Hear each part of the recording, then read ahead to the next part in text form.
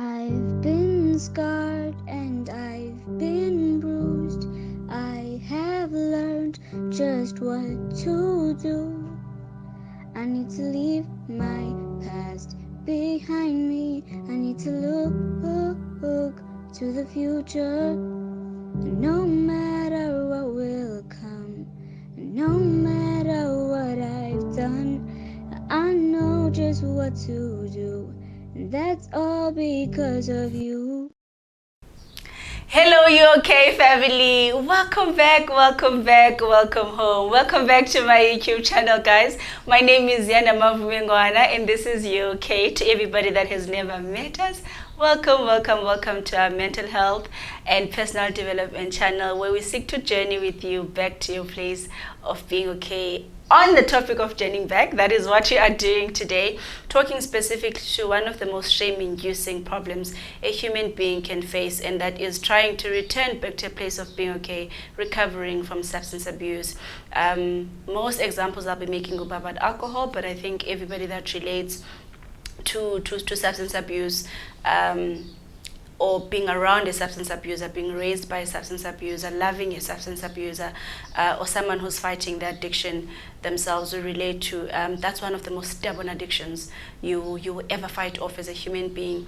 And I know some people, although they wouldn't typically classify themselves as addicted, they know abasekudanga ngoku kula zone. They might not be in excess, but the function that drugs and alcohol are starting to play for them is an act of numbing, an act of shying away from what's really going on in their head, that I can't face this and it's better just to not think about it. And they're starting to use substance as that tool to just buy you sanity, where you're like, when I'm sober, that is not what a human being should face and host in their head.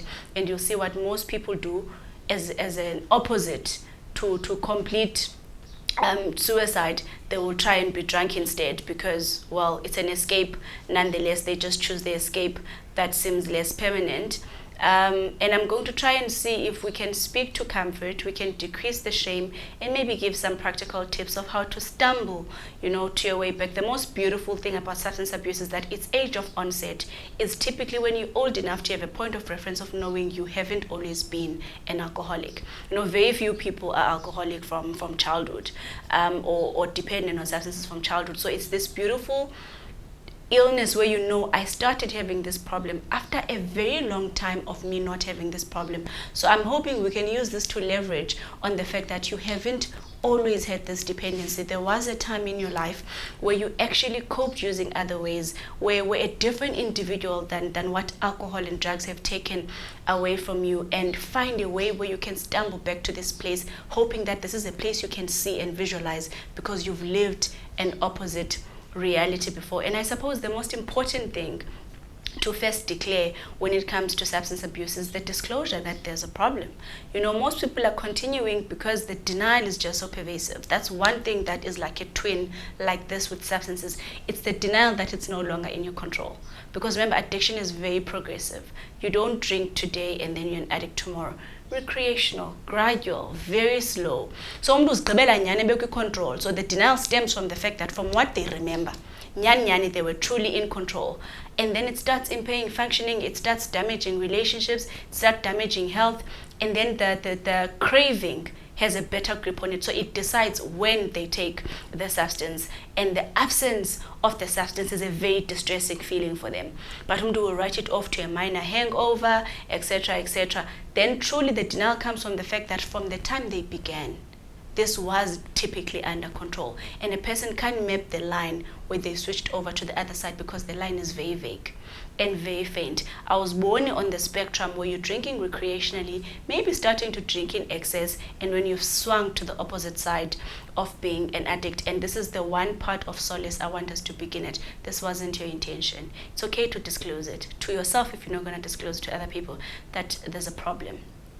There's a problem, and I'm not stupid because I didn't intentionally walk into a problem. Truly, this was well intentioned from the beginning. It wasn't my desire. When you can own that something wasn't something you wanted, it's easy to start entertaining and contemplating an alternative about it, because you've started to own that beningayapha. Le nto iyidenial yokwenza ingathi oko wawusiya apha or this destination is fine, is what prohibits one from actually achieving a complete change, because we insist on not calling this what it is and not calling this direction of distraction what it is. The first gift you can give to yourself is to agree that this isn't where I wanted to be. This isn't where I was going. And when there's something beautiful about disclosure and acceptance, because it comes with surrender, where you have to give something up to be ready to welcome another one. When you have to give up a certain view, it puts you in a position of being ready to be receptive to another view. That's the beauty of contemplation. The fact that you can entertain that maybe there's another way of looking at this except for the one. It opens room to hear of this other way. Then we can start negotiating how you can outsource the things as Gwehlulai. Because when you're addicted, it speaks of a dependency on something. And we can start talking about swapping, to healthier and more sustainable strategies. And when you believe you are in control. It's easier to convince an addict that let's give the control to a therapist, let's give the control to a rehab facility, let's give a control to other aiding strategies when they can admit that they are no longer in control. It's okay to admit that this is no longer in my control now. Then we can start talking about, if you're not ready to take back the control, where can we currently outsource the control? This is especially true for people where severity is so high and we start needing to think maybe inpatient rehab facilities, maybe attending AA support group meetings, etc., because there's an admission that I'm not ready to take the control of my own, but I know I don't have the control. Then while you gather the courage and train the muscle of control again, you be controlling safe and stable hands. Partner with a therapist, partner with a treatment buddy.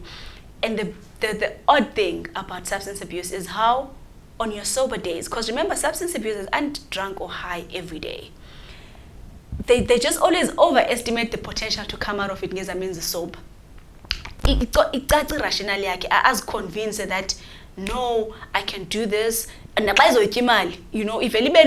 how you're going to recover these finances that you're about to spend on your sober days. This is the importance of outsourcing certain rationale by declaring that I no longer trust myself in this instance. So this is why you need a buddy when you are trying to recover from substance abuse. If it's in severe levels, let this buddy be in an inpatient rehab. Then it's the OT, the psychologist, the medical doctor, the psychiatrist, and whoever forms part of that team.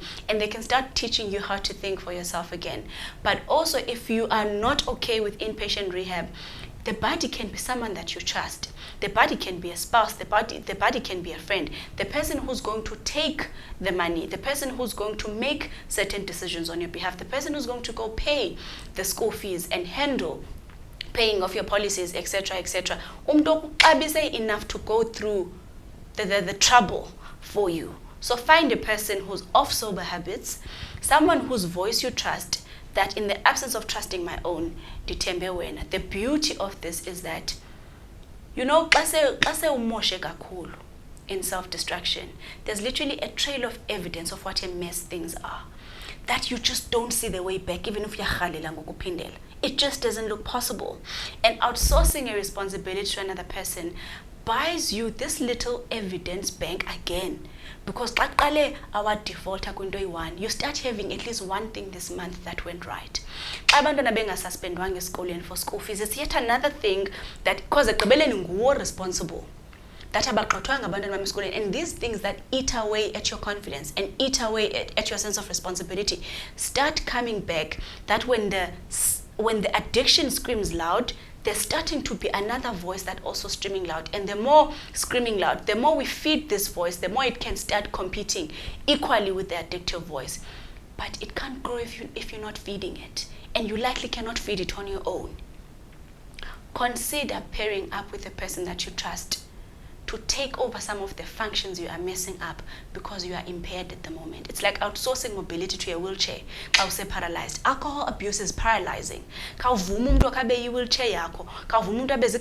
because while you gather the rehabilitation to learn being mobile and independent again. And what it does, it teaches you that, you can move from A to B, and it starts being believable, and we can move from a point of contemplation to maybe taking action. That's the first thing that I would recommend. First thing I would pair up with someone else, outsource it clearly ikwehlulile wena. There's no shame in admitting that ndiyahlulakala, ndiyabethakala ngoku. Andikho kule ndawo ndandicinga uba ndizaba kuyo, kudala ndizama uziphindezela. A lot of people attempt on their own and they fail multiple times. Kululu admit uthi iyandihlula. Ndiyafuna, go to a person you trust, admit, surrender, and hinge to this person, atatazele now back to a place of being okay again. This is a beautiful, beautiful beginning and step. You weren't always an addict. You know, addiction also comes with massive, massive self-image problems because uyanangenkangeleko ungabiyo lanto wawulula. So that the hole gets deeper and deeper the longer you stay in the addiction. That's why ingase ukhawuleze xa uyibona ba ingxaki. Act on it, because what it does, it becomes a perpetual cycle of collecting self-destruction around you. And when there's too much destruction around you, internalize it. Uqonda le nto destructive nguwe lona uyingxaki. I'll tell you, for instance, you start not looking like yourself. I mean, your body is the one thing that transports you every day. This is one thing you can't avoid. So if you physically start not looking okay, it's very hard thereafter to believe that you are okay. Because the grooming ayisekho nhle, uthuka sekulate, unebhabhalaza sewuleqa, so ngoku it starts being okay uye emsebenzini ungayinanga. Uyabona biqala kancinci. Ayiqali wena uleqeleku because of your drug abuse. Iqala uzicenga, at least pitch for work, you were already absent yesterday, but sekulate, you grab the shirt, uya unjalo. And then it's the next thing where you go to work, ungakhange utye, and you are half committed to what you are doing. You didn't groom properly, afakanga cologne nokutywala. Then you become sloppy, you get trusted less, you start having aggressive outbursts because people at work are mistreating you. Then next thing you know, akondi yamba right. The relationship is a problem. Work is a problem. Parenting is a problem. Peer relationships are a problem. Problem everywhere. Then it's harder to convince that person that not everything is a problem. Because there, down there in the hole. I know the shame is a mess. You know, the one thing that makes people continue to drink is what it looks like when they're sober. You know, when they wake up to the mess that they're in and thinking how many people they've let down, how much debt they are now in, how far they've deviated from their dreams. Sure, the disappointment, the shame and the embarrassment is what is so difficult to think about that it's better to just go drink again. Facing the people you love, going back home because people are mad at you. It's the thoughts that accompany addiction in the sober days that make them increase the amount of days they are drunk or the amount of days they are high. They'll tell you it's numbing. It's numbing. There's this bleeding internal wound that pouring substance over buys you some temporary euphoria and feel good. That is impossible to achieve in a sobriety. This is why I'm going to recommend therapy, because it starts putting good thoughts in your head.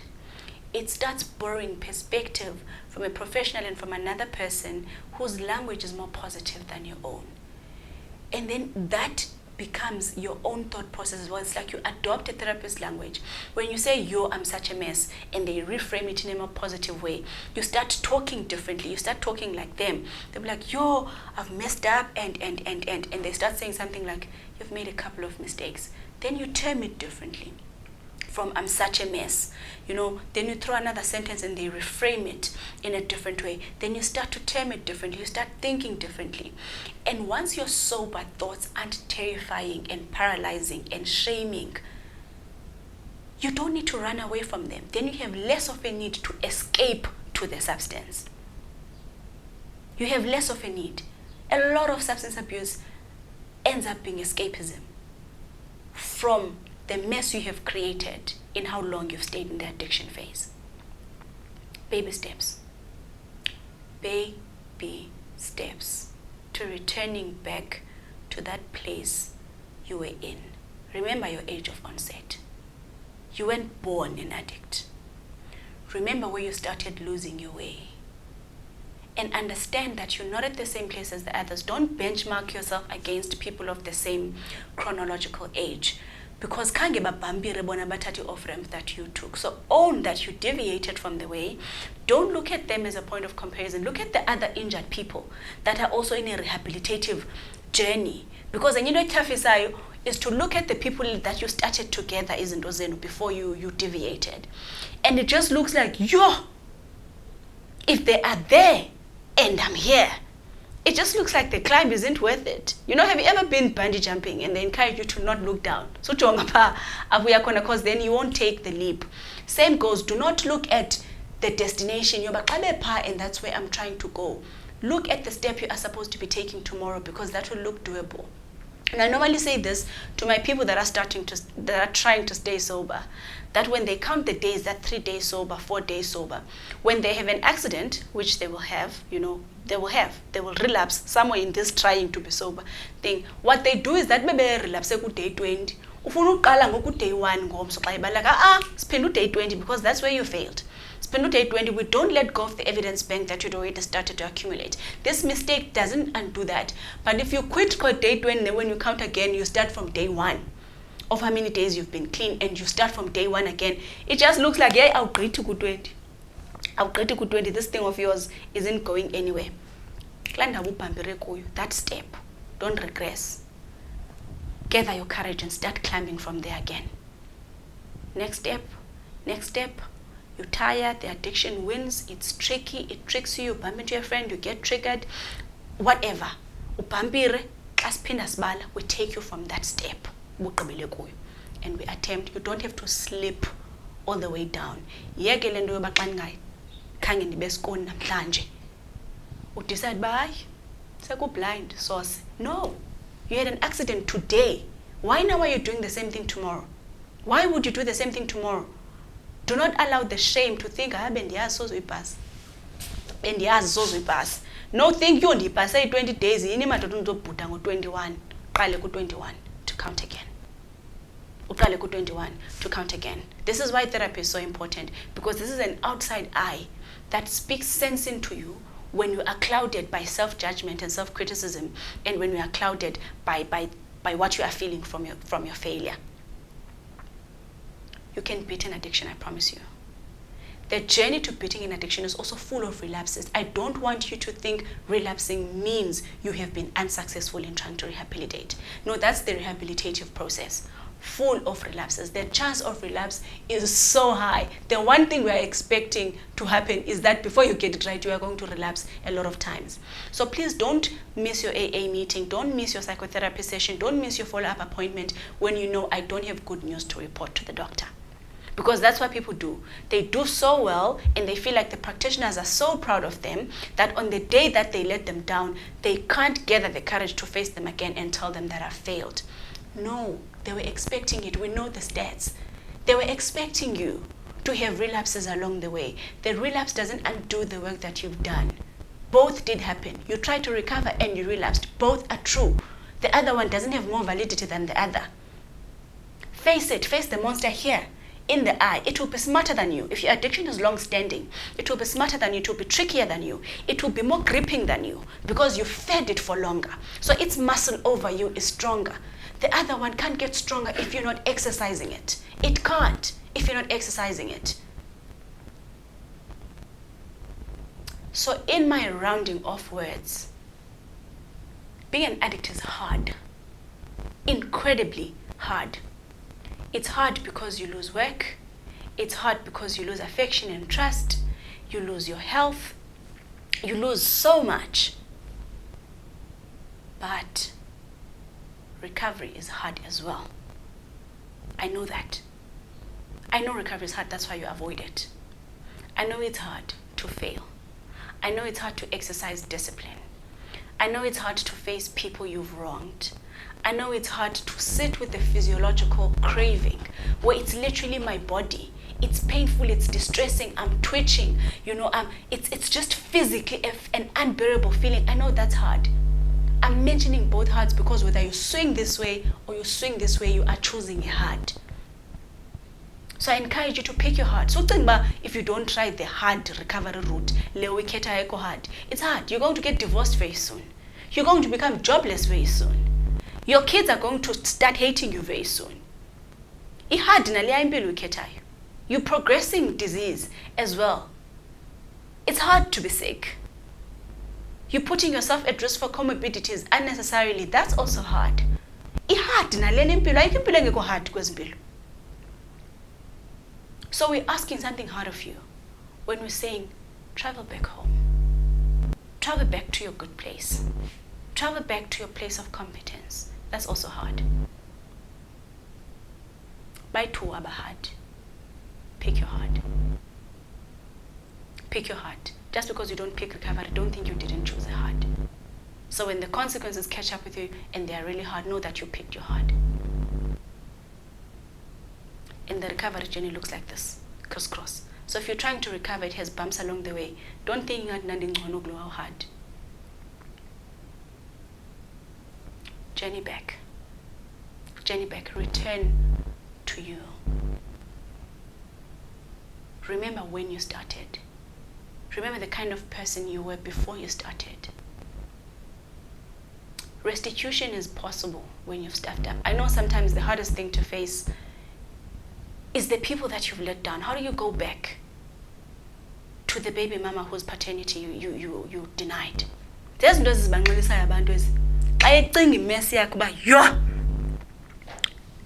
the responsibility that comes with recovery is immense.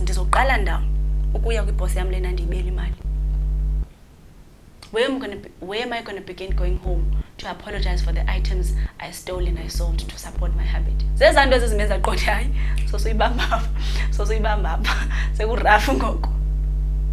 I know making amends is hard. Possible, but hard. Restitution is hard. Possible. Nursing a craving is hard. Attempting employment again, starting at the beginning, because you dropped out of school, so even your aptitude in the jobs you are allowed to get in the spaces you're likely to be employed in aren't the ones in Kuzo. We're not at the same place. We've got a video that we did previously that says we did not start at the same place. There's different bumps for all of us in our lanes. Addiction has been a bump in your lane. Acknowledge that you're not going to run as fast and as smooth as the others. I encourage you to pick your heart. I encourage you to try and return back home. I encourage you to withstand the challenges of the returning back home. It's not going to be a smooth journey. May the addiction release you from shame. You've got nothing to be ashamed of. This is humaning. Humans are biased in the most complex of ways. This has been your bias. Omnyuno wake. Nomnyuno wake. Nomnyuno wake. Komnyet's bribery. Komnyet something else. Komnyet something else. We're fighting our demons. This is yours. Just because you made a mistake, it doesn't mean you need to stay there. And don't extend your stay there because you are denying the fact that you made a mistake. You traveled too far. Started recreationally, started as fun, but it's not fun anymore. And it's dangerous. And from this point going forward, if you continue, you're choosing it.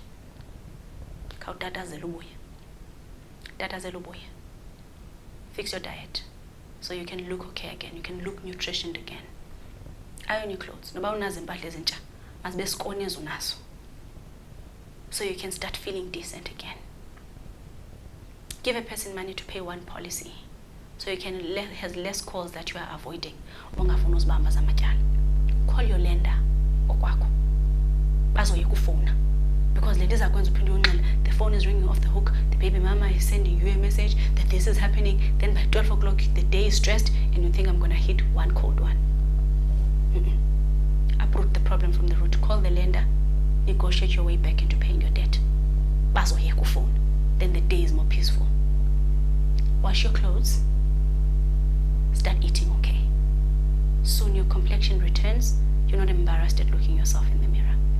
You start being confident approaching other healthy people. This is the thing with addicts. They form circles with other addicts because they're too embarrassed to go talk to the people that seemingly have it together.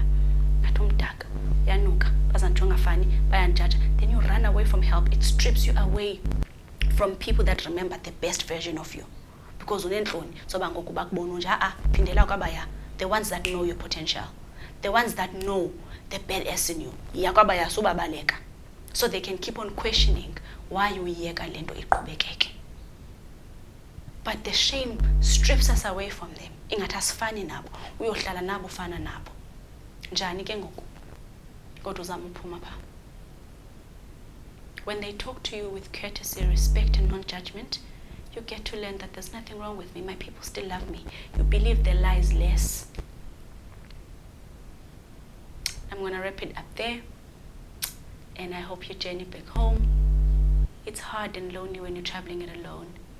Pick an ally and do it. It's doable. Hard, but doable. And if you don't do it, the alternative is just as hard.